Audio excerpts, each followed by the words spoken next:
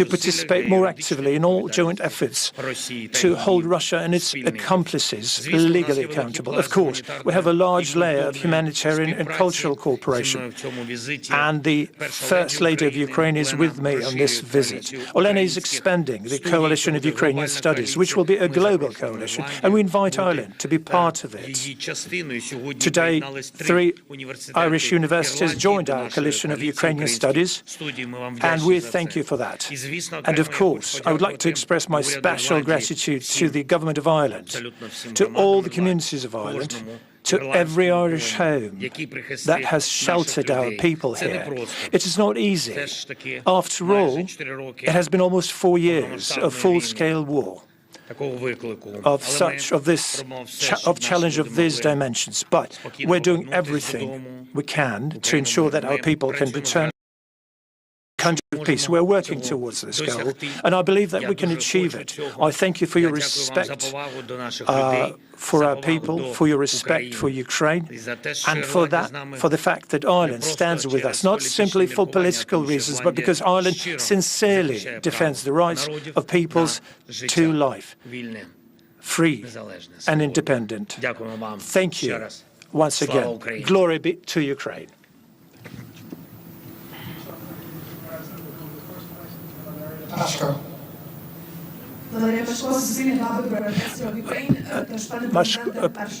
Suspilna, public broadcaster of Ukraine. First question to you, Mr. President. You mentioned the peace plan. The special envoy of Trump went to Moscow after the negotiations with Putin. Further steps will have to take place. Will Europe be part of this process? And there are also points that are not. It's on Russian frozen assets. So do you see any possibilities of reaching the final agreement at the EU Council in December, given all the concerns and demands which Belgium has expressed before? Thanks. Thank you so much, Mikhail. Дякую за запитання. Передусім, First and foremost, буде зустріч there will be американської a meeting of the American delegation in Russia. Ми будемо чекати We will be від них сигнали. awaiting for respective signals from them. They would like to report immediately after the meeting, specifically to us. I think, based on these signals, depending what they will be like, will depend the future of our future steps. These steps will be changing today almost on an hourly basis. We will be getting signals, and if those signals are going to work as fair play, if it's a fair play with our partners, if it's going to be perceived as fair play by our partners, perhaps we will then meet very soon. We will soon meet with the American delegation. At what level we'll see, it depends again on the signals we're going to get. If the signals are going to be like, that will give us the opportunity and a chance of quick solutions, global and quick solutions, then the level will be high. If this is still going to be at the level of dialogue, there's been a lot of dialogue, but we need results. Every day our people are dying. With all due respect to all nations of the world who are supporting and helping us, some of them do, some of them don't, unfortunately. It's Ukrainians who are dying. The dialogues can continue, of course, but we need the results, we need the outcome. We can simply talk, or we can achieve the maximum results so we could bring the end of the war closer. I'm prepared to support all signals. I'm prepared to meet with President Trump. It all depends on today's talks. Thank you. And could I say, first of all, I endorse that message very strongly. A peace settlement is required. A ceasefire is required. Too many people are dying in what is a terrible and horrific war. In relation to the immobilized assets, the Irish position is very clear. We support the utilisation of the immobilised assets to fund the reconstruction of Ukraine and to support Ukraine financially. We support the Commission's proposals in terms of a collateral loan on the back of these immobilised assets towards that objective of supporting Ukraine financially and also the reconstruction. The principle underpinning our position is that when the UN Charter is violated in such a brutal manner, when there is devastation of civilian infrastructure, energy infrastructure, of cities and so forth, there has to be a deterrence against such behaviour into the future. And in my view, the application of the immobilised assets represents both a deterrence to future activity. There has to be accountability, there has to be some responsibility on the aggressor who has wreaked such devastation on a country. Secondly, there's a very practical issue of the enormity of the reconstruction of Ukraine and the cost of that, and who's going to pay for that. It cannot just only be the European taxpayer. Europe did not start this war. Europe tried everything to prevent this war. European leaders, I witnessed their reports back to us when they pleaded with President Putin not to invade Ukraine. So that is our position. I hope that the December meeting will come to a conclusion. We fully respect the concerns of the Belgian government, fully respect, and these issues have to be ironed out, and it has to be a collective agreement across the European Union. And yes, it will be challenging to get that collective agreement, but Ireland's very clearly supportive of the Commission's position. Thank you. Next question to Paul Cunningham. Paul Cunningham from RT. Lascovo prossimo di Irlandi, pane Presidente. If I can ask you first, you mentioned the need for a fair and decent peace plan.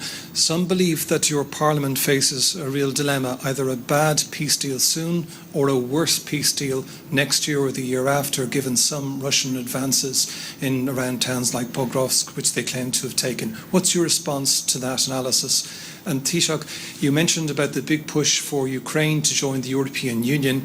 We have many tens of thousands of Ukrainians here who are on temporary protection. If they're going to be joining the European Union, can't you make a one-off to ensure that they will be able to apply for citizenship and they wouldn't have to wait 5 years, because at the moment the clock hasn't started ticking because they're under temporary protection? Thank you. Дякую за ваше запитання. Передусім хочу сказати, що простих рішень First and foremost, I'd like to say there will be no simple solutions. We understand that what's happening. We understand who we're dealing with. The question is, it's not about the complexity of decision making. Those who are capable of making these decisions will do that. I am capable of making decisions. It's important that this should be all open and fair and just. So there would be no game behind Ukraine's back. Nothing would be decided without Ukraine, about our future. If we're talking about the guarantees for security of Ukraine, and there is a signal about the frame document, then we have to clearly understand what it's going to be like and how it's going to work. At least basic things.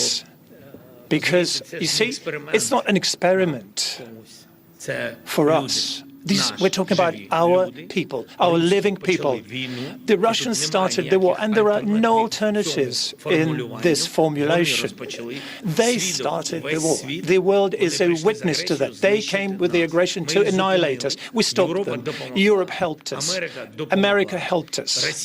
Russia has not managed to occupy Ukraine because of the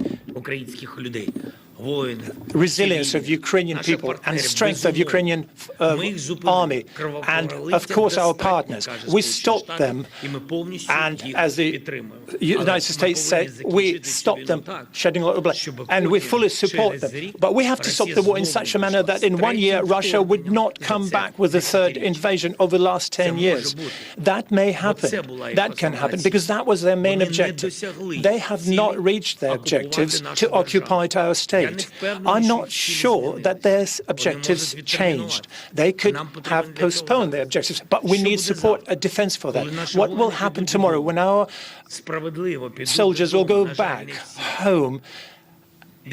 Fairly go back home. Unfortunately, not all of them. So many of them won't come back home alive anymore. When they go back home, become engineers, teachers, various professions, and they'll come back. But the Russia will continue building up their army and defenses, preparing for the next invasion. Who can tolerate and endure that? Our people are strong. But with all due respect, that's why we want a certainty. We're grateful to the United States for the fact that they are prepared to be a guarantor of this security. But we want these guarantees. We want to understand this. We're grateful to Europe. We are grateful for Ukraine being seen in the European Union. And for us, it's important when this century or next century we're going to be in the European Union. So this a certainty for Ukrainian people is what we need.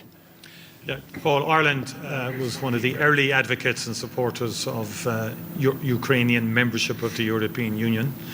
It is a critical part of the future security of Ukraine, but also as a country that has experienced the transformative impact of membership of the European Union, we believe the Ukrainian people deserve to experience similar transformative impact of being a member of the European Union, and that would give freedom of movement to all Ukrainians and all Europeans, which is a very basic principle of the Union. We don't contemplate advancing that in advance of membership, although what we're endeavouring to do when we assume the presidency of the European Union in the latter half of next year is to accelerate the enlargement agenda. That is one of the key objectives for the Irish presidency, to see can we get chapters negotiated. We've discussed that, and we'll be very proactive in that regard. We will continue to engage with the Ukrainian community in Ireland, and obviously we understand it's under the BOTP at the moment, the directive, but obviously we're going to have to work with the Ukrainian community who've been here for quite some time now, since the war. Many have come, many have gone back to Ukraine or elsewhere, and many are contributing in terms of work and in terms of setting up businesses as well. Okay, thank you. Jennifer from Bloomberg. Hi, President. A question for you. You said that the latest plan that emerged from the recent talks looks better. Can you give us some details of what's in it? And do you have plans to meet with US Envoy Steve Witkoff in the coming days?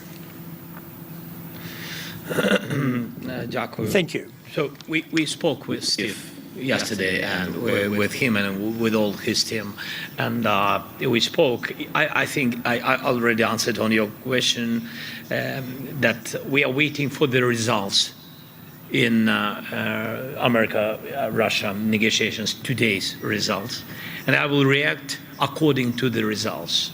If I feel that we can count on real, specific dialogue, not just words, with some result, we will meet, and he's very welcome to Ukraine. But I'm not sure that they are up. I mean, on this way, this day, they're ready to come.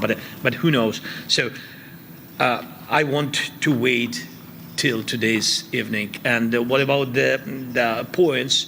I'm not sure that I'm ready to share all the points of this plan, but I think that you saw a lot of things in media.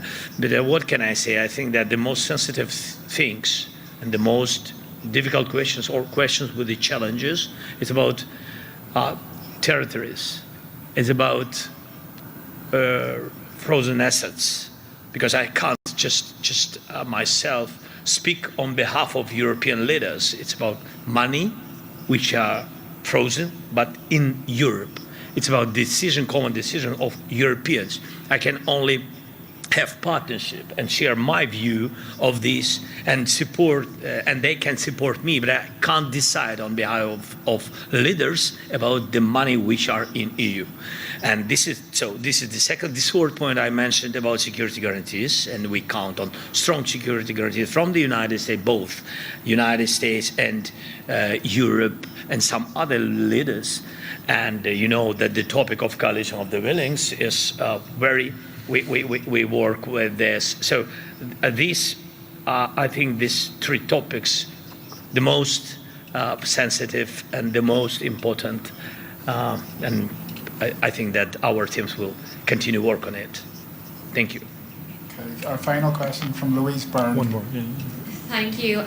President Zelensky, yourself and the Taoiseach both spoke about the number of Ukrainian people living in Ireland, and you said yourself it has not been easy. The Irish government recently reduced the number of guaranteed days that a Ukrainian refugee is in state accommodation. Are you concerned that that means that the support that the Irish government once had for Ukrainian refugees is not as strong as it was? And then Taoiseach, may I ask you, you've spoken at length about the supports that need to be put in place for Ukraine after the war. What does that look like from an Irish point of view, and will Ireland be sending peacekeepers to the Ukraine? Yeah. Okay, I go first now, will I? Please, Michael. Or do we want consistency? Okay.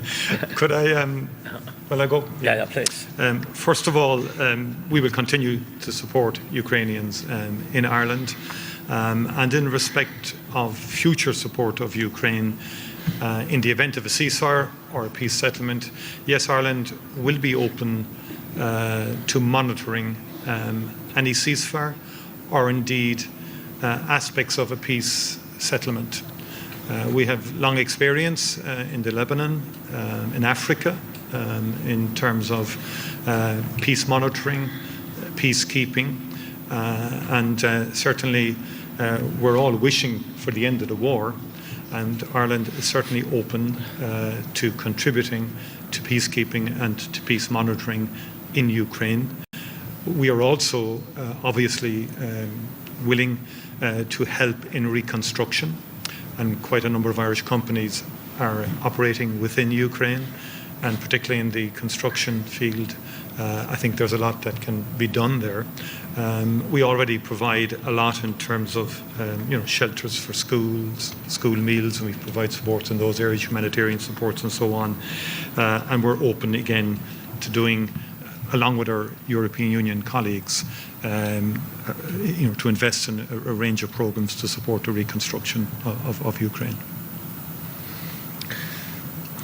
Якщо можна, я відповім I will answer українською. in Ukrainian.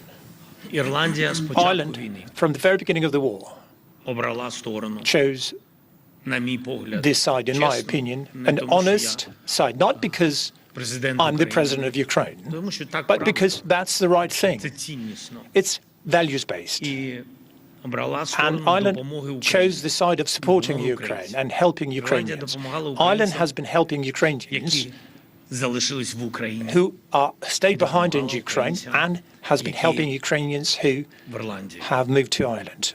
І And ми вдячні за we're це. grateful for that. Я був так вихован, що The way I was brought я up не можу критикувати is за that I допомогу, can't вона criticize збільшується або for вона зменшується. help, Ми повинні whether бути it's going вдячними.